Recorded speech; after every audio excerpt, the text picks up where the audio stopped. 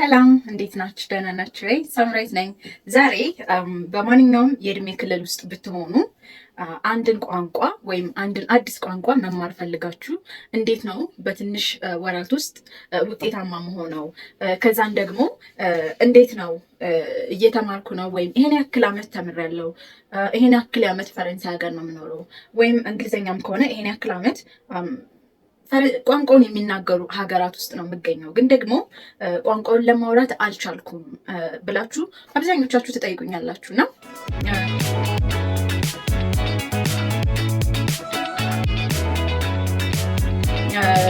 እኔ ፈረንሳይኛን ስማር የተጠቀምኳቸውን ሜቶዶች አሁንም ሌሎችን ቋንቋዎች ቻይንኛ እንዲሁም እንግሊዝኛ የተማርኩባቸውን ወይም አሁን ደግሞ ቻይንኛ እየተማርኩበት ያለውን ሜቶድ ነው የምነግራችሁ። የሞከርኩትንና እኔም በ4 ዓመት ውስጥ እንዴት ነው በዛ ቋንቋ ወይም በ3 ዓመት ጊዜያት ውስጥ በዛ ቋንቋ አውርቼ ኮሚኒኬት አድርጌ የማውራት በራስ መተማመኔን አሳድጌ ቋንቋ ስታውቁና በዛ ቋንቋ ፐርፌክት ስትሆኑ የእውነትም ህይወታችሁን ሊቀይር ይችላል። ኦኬ፣ የህይወት መስመራችሁን ሊያሳምርላችሁ ይችላል። አንድ ግብአት ሊሆንላችሁ ይችላል። እንደ አንድ ስኪል ደግሞ ተጠቅማችሁ ገንዘብ የምትሰሩበት፣ ህይወታችሁን የምትመሩበት፣ እንዲሁም ደግሞ በቃ በራሳችሁ በምትሰሩት ስራ ደስተኛ የምትሆኑበት አንድ መሳሪያ ነው ቋንቋ ማለት ነው። የትኛውም ቋንቋ የሚጠቅማችሁን ቀን አታውቁትም። መቼ ልትጠቀሙበት፣ መቼ ለእናንተ ሊጠቅም እንደሚችል አታውቁም ማለት ነው። ስለዚህ እኔ አንድን አዲስ ቋንቋ ስትማሩ አንደኛ ልትወዱት ይገባል። መጀመሪያ ማለት ግዴታ ስለሆነ ለስራ ስለሆነ ወይም በስራ አማካኝነት ይሄ እየተጨናነቃችሁ መማር ኦፍኮርስ የሆነ ነገር በደንብ ከፈል እንዴት ነው ይሄ ዋናው አላማችሁ ውደዱት መጀመሪያ። ኦኬ፣ ያንን ቋንቋ መማር ስትጀምሩ አንድ ውደዱት፣ ሁለት ለምን እንደምትማሩ ደግሞ በደንብ ህይወታችሁ ላይ ለውጥ ሊያመጣ እንደሚችል ውስጣችሁን አሳምናችሁ አምናችሁበት ግቡ። እንደዚህ ሞክሬ ካልሆነ ተዋዋለሁ የምትሉት አይደለም ቋንቋ ማለት ነው። ከዛ ደግሞ ማውራት ስትጀምሩ ደግሞ እንዴት ነው በቃ ባወራት ሰዎቹ ቢስቁብኝስ፣ በቃ ሳወራ እኮ ይጠፋብኛልና የሚባል ነገር ማቆም አለባችሁ። አንደኛ ምን ማለት ነው? ቋንቋውን የምትማሩትን ቋንቋ ልትወዱት ግድ ይላችኋል። ማለት ተጨናንቃችሁ ግዴታ ሆኖባችሁ ሳይሆን ወዳችሁ ልትማሩ ይገባል። አንደኛው። ሁለተኛው ነገር ደግሞ ከራሴ ኤክስፒሪየንስ የምነግራችሁ እንዳልኳችሁ አንድን ቋንቋ ስትማሩ ግዴታ ለምን እንደምትማሩ በቃ ይሄ ጠንከር ያለ አላማ ሊኖራችሁ ይገባል።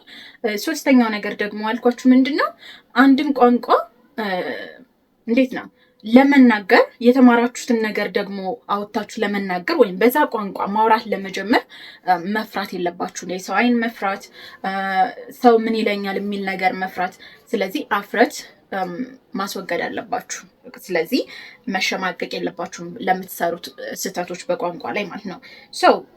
ይሄን ካደረጋችሁ እመኑኝ በትንሽ ጊዜያት ውስጥ ውጤታማ ትሆናላችሁ። ግን አሁን እንደ መግቢያ ያልኳችሁ ቢሆንም በዲቴል ደግሞ ለምሳሌ 6 ወር ቢኖራችሁ 6 ወር ቢኖራችሁ እንዴት ነው በዛ 6 ወር ውስጥ እቅድ አውጥታችሁ በስነ ስርዓት በዛ ቋንቋ አትሊስት ቤዚኩን እንዴት ነው ኮሚኒኬት ማድረግ የምትችሉት? ኦኬ፣ አንድ ቋንቋ ስትማሩ ሌላ ምንም ሳይንስ የለውም፣ መግባባት ብቻ ነው። ኦኬ፣ በዛ ቋንቋ ተግባብታችሁ መልእክት ማስተላለፍ፣ መልእክት መቀበል፣ መረዳትና እንደገና ማስተላለፍ ነው ማለት ነው። ቋንቋ ኮሚኒኬሽን አለቀ። ሁላችንም እናውቀዋለን።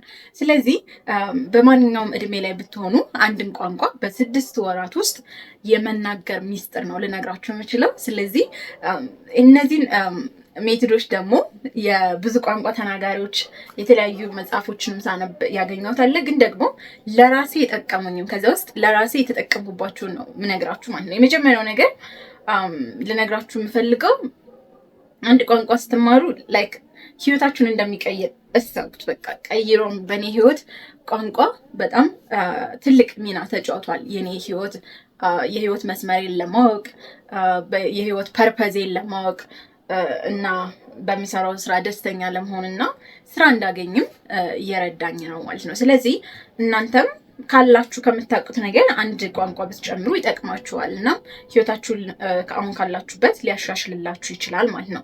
የመጀመሪያው ነገር ለምሳሌ አንድ ቋንቋ በጣም ብዙ ቃላቶች ሊኖሩት ይችላሉ። በጣም ብዙ አረፍተ ነገር እንዴት ነው፣ በጣም ብዙ ቮካብላሪ ሊኖረው ይችላል። አንድ ቋንቋ በጣም ብዙ ቃላቶች ያለው ይሆናል። ፈረንሳይኛም ብናይ በጣም ተደጋጋሚ ወይም ተመሳሳይ ቃላቶች ካላቸው እና ለምሳሌ አንድ ቃል 10 ቃል ሊኖረው ይችላል። ተመሳሳይ እንደ ኮንቴክስቱ የሚለያይ ሆኖ ተመሳሳይ ቃላቶች ለምሳሌ ወድሻለሁ ስንል je t'aime፣ je t'adore፣ je t'apprécie እያለን የምንገልጽበት አንድን ቃል ለመግለጽ ግን ብዙ ፍቺ ያለው ቃላቶች ይኖራሉና ግን አንድን ቋንቋ ከመቶ 80% ከመቶ 20%ን ብታውቁ ኦኬ፣ ከነዛ የአንድ ቋንቋ ቃላቶች ውስጥ 20%ን ብታውቁ ያቺ 20% በማንኛውም የዕለት ተዕለት ንግግራችን ኮሙኒኬሽናችን የምንጠቀመው ቃላት ነው። ስለዚህ በዕለት ተዕለት የምንጠቀምባቸውን ቃላቶች ማወቅ ነው ማለት ነው። ስለዚህ በማንኛውም ቋንቋ 20% የሚሆኑ ቃላቶች 80% የሚሆነውን ንግግር ሊገልጽ ይችላል።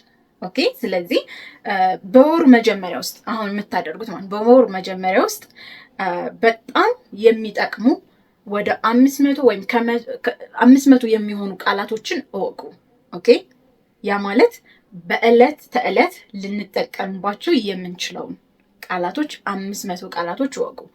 እኔ ሌሎች ማለት እንዴት ልበላችሁ፣ አንድም ቋንቋ ስትማሩ ቃላት ስላችሁ ቃላቶችን እየጻፋችሁ እንደ ግራመር መሄድ አይደለም። ኦኬ፣ በዕለት ተዕለት እንቅስቃሴ የምንጠቀምባቸውን ወደ 500 የሚሆኑ ቃላቶች ቤዚክ ቃላቶች ወቁ መጀመሪያ ማለት ነው። ለምሳሌ እኔ፣ አንተ፣ እሱ፣ ከዛ ደግሞ በዕለት ከዕለት ምንድነው የምታደርጉት? በዕለት መምጣት፣ መሄድ፣ ከዛ ደግሞ መብላት፣ መተኛት፣ መናገር፣ ሰው ማግኘት ሊሆን ይችላል። ስለዚህ መውጣት፣ መውረድ፣ ላይክ እንደዚህ አይነት ከዕለት መነሳት፣ መተኛት፣ ላይክ በቃ ማየት ከዕለት ተዕለት ኑሯችን ጋር የተገናኙ ቃላቶችን ብቻ መርጣችሁ ለማጥናትና ለመረዳት መሞከር። ኦኬ፣ ሶ እሱን ደግሞ ይሄን ሜትድ ደግሞ እንዴት ነው ተግባራዊ ለማድረግ ወይም ይሄኛውን መንገድ ለመጠቀም ደግሞ ለመጀመሪያ 1 ወር ውስጥ ነው የምላችሁ የምታደርጉት ነገር ምንድነው? ለምሳሌ አፕሊኬሽኖች አሉ። ለኔ ዶሊንጎ አለ፣ ለብዙ ሰዎች ይሰራል። ለኔ የዶሊንጎ ሰው አይደለሁም፣ ግን ደግሞ ቤዚኮቹ የትኞቹ ናቸው የሚለውም በደንብ በኤግዛምፕል በጌም የሚያሳይ አፕሊኬሽን ነው። አይቶኪ፣ ዶሊንጎ የሚሉ አፕሊኬሽኖችን በመጠቀም በዕለት ተዕለት የምንጠቀማቸው ቃላቶች ላይ ፎከስ ማድረግ። ከዛ ደግሞ ዕለት ተዕለት ለምሳሌ የጧት ልምድ አለ፣ እሱን በቀን ውስጥ የሚደረጉ አክቲቪቲዎች የዕለት ተዕለት አክቲቪቲዎችን ለነዛ ደግሞ የምንጠቀምባቸው ቃላቶችን ዩቲዩብ ላይ ሊሆን ይችላል፣ የትም ቦታ ሊሆን ይችላል። እነሱን በደንብ ለመያዝ መሞከር ማለት ነው። በጣም በቀላሉ መጀመር ነው። ሌላኛው ደግሞ ለኔ በጣም ኢምፖርታንቱ ብዬ አንድን ቋንቋ የሆነ ሰው በሚማርበት ወቅት በጣም ጠቃሚ ብዬ የማስበው ራስን ከዛ ቋንቋ ጋር ማገናኘት ነው። የዕለት ተዕለት አክቲቪቲ ቃላቶችን ብያችሁ ይላል። አሁን ደግሞ የዕለት ተዕለት በዕለት ተዕለት ኦኬ፣ በየዕለቱ በምታደርጓቸው አክቲቪቲዎች ውስጥ ያንን ቋንቋ ማካተት አለባችሁ። ለምሳሌ አንድ ሰው በዕለት ጉዞ በዕለት አንድ ቀን ሲያሳልፍ በየዕለቱ የሚያደርገው አንድ ነገር አለ አይደለ? ለምሳሌ ሙዚቃ ሊያዳምጥ ይችላል። ስለዚህ ሙዚቃ ማዳመጥ።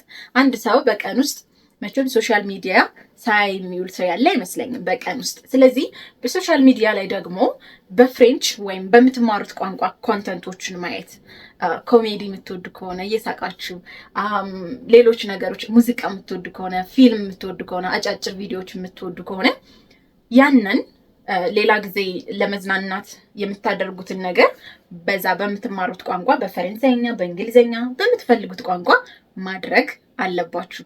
ከዛ ደግሞ በየቀኑ መጽሐፍ ማንበብ ካለባችሁ ኦፍኮርስ መጽሐፍ በዚህ በአንድ ወር ውስጥ መጽሐፍ ልታነቡ አትችሉም። ግን ደግሞ አሉ በጣም አጫጭር የልጆች መጽሐፎች የሆኑ በጣም ቀላል የሆኑ ለምሳሌ አፕሊኬሽኖችን በመጠቀም ሊሆን ይችላል አጫጭር አረፍተ ነገሮችን ምናምን በዛ ቋንቋ ማድረግ። ሌላው ነገር ደግሞ የምስጋና ጆርናል የምታደርጉ ከሆነ ከዛ ደግሞ በየቀኑ ያስደሰታችሁትን ያደረጋችሁትን ነገር ማታ ላይ የምትጽፉ ከሆነ ጧት ደግሞ ከመነሳታችሁ ስራ ከመጀመራችሁ በፊት የቀን ፕሮግራማችሁን ዛሬ ይሄን አድርጋለሁ ብላችሁ የምትጽፉ ከሆነ ያንን በፈረንሳይኛ ወይም በምትማሩት ቋንቋ መጻፍ ብትጽፉ በየቀኑ ከዛ ቋንቋ ጋር እንድትገናኙ ያደርጋቸዋል። በየቀኑ የምታደርጉት አንድ አክቲቪቲ ካለ ያንን አክቲቪቲ በምትማሩት ቋንቋ ብታደርጉት ውጤቱ አይምሯችን በየዕለቱ ስለሚደጋገም ቶሎ የመያዝ እና ከዛ ደግሞ ያለ መርሳት ሁኔታ ይኖራል ማለት ነው።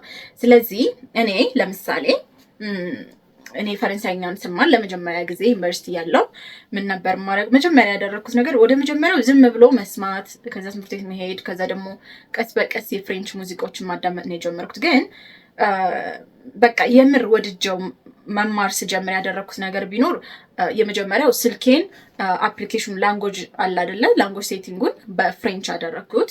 ከዛ ደግሞ ሙዚቃ አዳምጥ ነበር። ስለዚህ የማዳምጠውን ሙዚቃ ደግሞ በፍሬንች አደረኩ። ስለዚህ ሌላኛው ደግሞ ኦፍ ኮርስ ትንሽ ወራቱ ሄዶ ነበረ ማለት ትንሽ ቤዚኩን ይዤ ነበር። ስለዚህ ፊልም ማየት የሚጀምርበት ሰዓት ላይ ደግሞ በፈረንሳይኛ ብቻ ከሆነ ማለት ነው የማየው ፊልም። ስለዚህ በየዕለቱ ከምታደርጉት አክቲቪቲ ጋር የምታገናኙት ከሆነ አንደኛ አይምሯችሁ ስራ አይሆንበትም፣ መዝናኛ ነው የሚሆነው። ስለዚህ ከምትወዱት ጋር አገናኙት፣ ከሚያዝናናችሁ ነገር ጋር አገናኙት ማለት ነው። ከዛ ደግሞ የምታዩትን ፊልም ሊሆን ይችላል፣ የምታዩትን የዩቲዩብ ቪዲዮ ሊሆን ይችላል፣ የሶሻል ሚዲያ ቪዲዮዎች ሊሆን ይችላሉ። እሱን በፍሬንች ማድረግ ወይም በምትማሩት ቋንቋ ማድረግ ይቻላል። ከዛ ደግሞ በምትማሩት ሰዓት ለምሳሌ ምንም ላይገባችሁ ይችላል አይደለም፣ ግን ቀላል መምረጥ። ኦኬ፣ ቀላል የሆኑ ግብአቶችን መምረጥ አለባችሁ ማለት ነው። ሶስተኛው ነገር አንድን ነገር የምታዩት ቋንቋ፣ የምታዩት ፊልም፣ የምታዩት ሙዚቃ፣ የምታዩት ቪዲዮ ለእናንተ ሌቭል የሚመጥን ካልሆነ አንደኛ እየሰለቻችሁ ይመጣል። ሁለተኛ ራሳችሁም ላይክ ኮንፊደንስ አይሰማችሁም፣ እየተረዳሁት አይደለም። ስለዚህ ላይክ እንሰለቻለናል። ልክ እንደዚህ ስሜት እንዳይሰማችሁ ከዛ ደግሞ የከበዳችሁ መስሎ አይምሯችሁ ላይክ እንዳይሰላች ማድረግ ያለባችሁ ነገር ለእናንተ ሌቭል የሚመጥን ግብአት መምረጥ ነው ማለት ነው። ለምሳሌ የምታነቡት መጽሐፍ ከሆነ የልጆች መጽሐፍ ማንበብ፣ አጫጭር ቪዲዮዎች ከሆኑ ደግሞ ወይም የምታዩት ፊልም ከሆነ ደግሞ የካርቶን ፊልም፣ የህፃናት ፊልም፣ የህፃናት መዝናኛ ፕሮግራሞችን ላይ ቀላል የሆኑ ነገሮች በዛ ጀምሩ ማለት ነው። ምክንያቱም በትንሹ አንድን ቋንቋ መማር ጀምራችሁ በዛ ቋንቋ ቪዲዮ፣ ፊልም፣ ሙዚቃ ማዳመጥ ስትፈልጉ አትሊስት 80% ወይም አትሊስት አልኩኝ 50% ሊገባችሁ ይገባል። ኦኬ 50% ከገባችሁ ሌላውን በኮንቴክስት እየተረዳችሁ የምር እያሳደጋችሁት ልትሄዱት የሚገባ ነው። ግን ምንም ነገር ካልገባችሁ ግን አንደኛ ትሰላቻላችሁ፣ ሁለተኛ ቶሎ እዛ ቋንቋ ላይ ካልተረዳችሁት ደግሞ ማደግ አትችሉም ማለት ነው። ሰው ከ50 እስከ 70 የሚሆነውን የዛን የምታዩትን ኮንተንት ቪዲዮ ሊሆን ይችላል፣ ሙዚቃ ሊሆን ይችላል፣ ፊልም ከ50 እስከ 70% ሊገባችሁ ልትረዱት ይገባል። የምታዩት ግብአት ማለት ነው። ኢቭን መጽሐፍ ከሆነ መጽሐፉ ከ70% ወይም 80% 50% ሊገባችሁ ይገባል ማለት ነው። ስለዚህ በእናንተ ሌብል የሚሆን ዶክመንት የሚሆን ግብአት መምረጥ በጣም ግዴታ ነው። ከዛ የቀረውን ደግሞ አሁን 70% ቢገባችሁ 30% ቢቀር 30%ን ደግሞ ጎግል እያደረጋችሁ ሊሆን ይችላል፣ ዲክሽነሪዎች በመጠቀም ሊሆን ይችላል፣ ሰው መዝገበ ቃላት በመጠቀም ሊሆን ይችላል። በመፈለግ ልትረዱ ትችላላችሁ ማለት ነው። ሌላኛው ደግሞ አንድም ቋንቋ አራተኛው ደረጃ ኦኬ በ6 ወር ውስጥ አንድን ቋንቋ ቤዚኩን በደንብ ኮሙኒኬት ለማድረግ እና በኮንፊደንስ ማውራት ለመጀመር የሚረዳችሁ ነገር ብዙ ጊዜ ስለተማራችሁ አይደለም ኦኬ ውጤታማ የምትሆኑት፣ ግን የተማራችሁትን ነገር ፕራክቲካል እንዴት ነው አፕላይ የምታደርጉት። ኦኬ ለምሳሌ የሆነ ቪዲዮ በማየት በመማር ብቻ አይደለም። የተማራችሁትን ነገር ኦኬ ወደ መጻፍ ሊሆን ይችላል፣ መናገር ሊሆን ይችላል። ልትናገሩበት ነው እየተማራችሁ ያላችሁት። ስለዚህ የተማራችሁትን ከስር ከስር ፕራክቲስ ካላደረጋችሁበት 10 ዓመት ብትማሩ ከዛም በላይ ብትማሩ ምንም ልታደርጉ አትችሉም። ወይም እንደ ቀመር አይደለም የምትይዙት፣ ኮሚኒኬት ማድረግ አለባችሁ ማለት ነው። ስለዚህ ከ4 እስከ 6 ወር ባለው ውስጥ ግዴታ የተማራችኋትን ነገር በቃ እያንዳንዷን መጠቀም አለባችሁ። እያንዳንዷን አረፍተ ነገር እያንዳንዷን የምታውቋትን ነገር በሙሉ ለመጠቀም መሞከር አለባችሁ በዚህ ወራት ውስጥ ኦኬ። በ6 ወራት ውስጥ አይደል 4ኛ ወር ላይ ስትደርሱ ደግሞ ማድረግ የምትችሉት የተለያዩ ፕላትፎርሞች አሉ። ለምሳሌ ቲክታክ ትገቡና ላይቭ ላይ ማውራት ሊሆን ይችላል ከሌሎች ቋንቋውን ከሚማሩ ሰዎች ጋር ፕራክቲስ ማድረግ መለማመድ።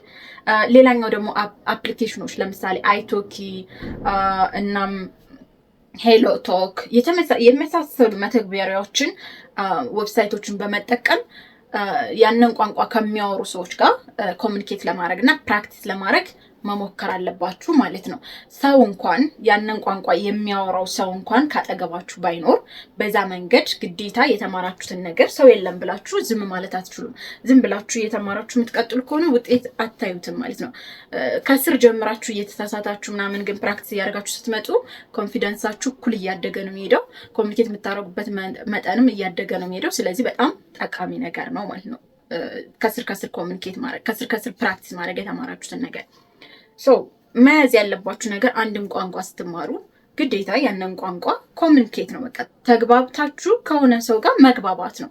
ለመግባባት በጽሁፍ ሊሆን ይችላል፣ በቃል ሊሆን ይችላል። ስለዚህ ሁልጊዜም የምትማሯትን ነገር ፕራክቲስ ማድረግ አለባችሁ። ፕራክቲስ ለማድረግ ደግሞ ፍራቻ ከሰው ጋር እንደዚህ ባራስ ወይ አሁንማ በቃ ሰዎች ይስቁብኛል ማለት ማቆም አለባችሁ። መሸማቀቅ ወይም ማፈር፣ ስትሳሳቱ ብሳሳት እያላችሁ የፈራችሁ ዝም የምትሉ ከሆነ ዝም ነው የምትሉት። በቃ ታውቁታላችሁ፣ ማውራት ግን አትችሉም።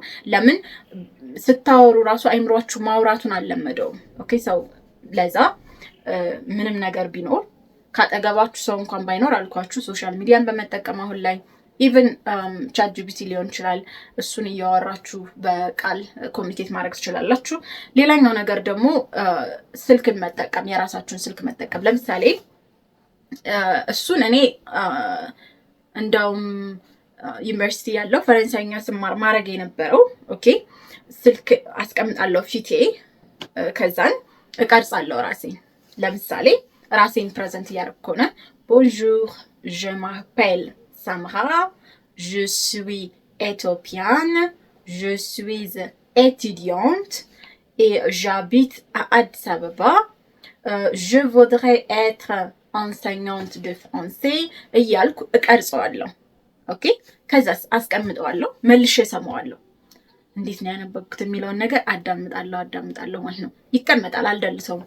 ከዛስ ከ3 ወር ከ4 ወር በኋላ ማለት ነው በተሳሳትኩት ስህተት በሰራኋቸው ስህተቶች በራሴ በጣም ነው የምስቀው። ከዛ ደግሞ ለውጤን ሳይ ደግሞ ፕራውድ ሆናለሁ በራሴ ማለት ነው። ስለዚህ በጣም ነው ሞቲቬት የሚያደርጋችሁ።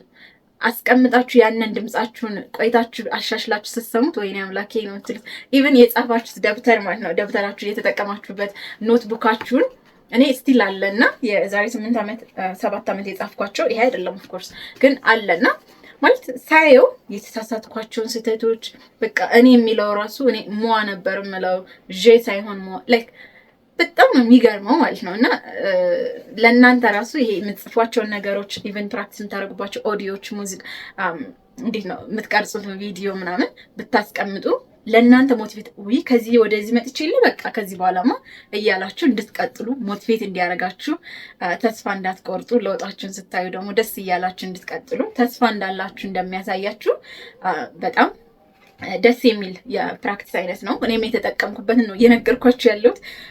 ሰው ኢትዮጵያ ውስጥ ነው ፈረንሳይኛ የተማርኩት፣ የትም ሀገር አልሄድኩም ምናምን። ስለዚህ በጣም ቀላል። ሌላው የመጨረሻ ቲፕ ልንገራችሁ። አንድን ቋንቋ ስትማሩ በሳምንት ውስጥ ለምሳሌ በቀን 1 ሰዓት ከመማርና በየቀኑ ከሰኞ እስከ ዓርብ ለ1 ሰዓት ከምትማሩና እሁድና ቅዳሜ 3 ሰዓት ወይም 6 ሰዓት ብትማሩ ምንም ጥቅም የለውም። ኦኬ ስለዚህ አንድን ቋንቋ ሳትሰለቹ በየቀኑ ኮንሲስተንሲ ሊኖራችሁ ይገባል፣ ወጥነት። ኦኬ ለምሳሌ ሰኔ ወር ላይ የምትማሩት በየቀኑ አንዳንድ ሰዓት በወር ስንት ሆነ? 30። ኦኬ ይሄ ያለማቋረጥ መቀጠል ብዛቱ ሳይሆን ከዚህ እስከዚህ የመጣችሁበት ነው።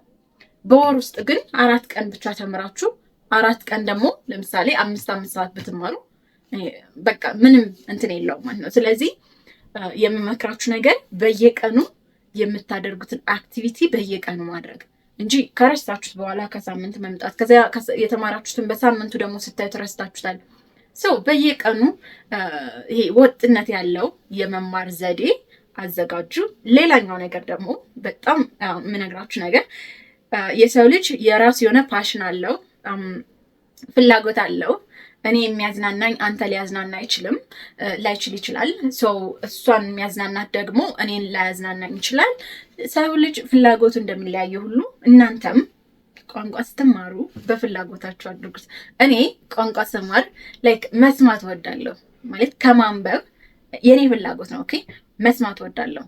ሰው ቪዲዮዎችን ማየት እና ይሄ ቪዥዋላይዝ የሆነ አይቸው ማረሳው ማየት መስማት የሚሉ ነገሮች ለእኔ በጣም ጠቅመውኛል ቋንቋ በመማርበት ወቅት ማለት ነው። ስለዚህ አንዳንድ ሰው ደግሞ መጽሐፍ የሚወድ ከሆነ መጽሐፎችን ግብአት አድርጎ በስነስርዓት መማር ይችላል። ሌላኛው ነገር ደግሞ ለምሳሌ እኔ ዶሊንጎ ቋንቋ ለመማር ኦፍኮርስ ሊጠቅም ይችላል። ለእኔ አምናት የዶሊንጎ ሰው አይደለሁም። ለአንዳንድ ሰው ደግሞ በጣም እንደሚጠቅም በዙሪያ ያሉ ሰዎች ራሱ ጓደኞች ሲማሩበት አይቻለሁ።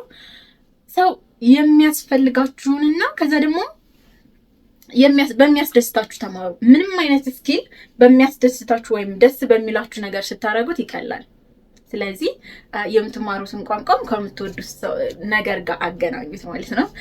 በጣም አመሰግናለሁ። ሌሎች እንደዚህ የቋንቋ የመማር ዘዴዎች እና ሌሎች ቪዲዮዎችን ከፈለጋችሁ ይሄን ዩቲዩብ ቻናል ሰብስክራይብ አድርጉ። ሳምራይት ነበርኩኝ። መልካም ቀን ተመኘውላችሁ። ጉድባይ ኦርቫር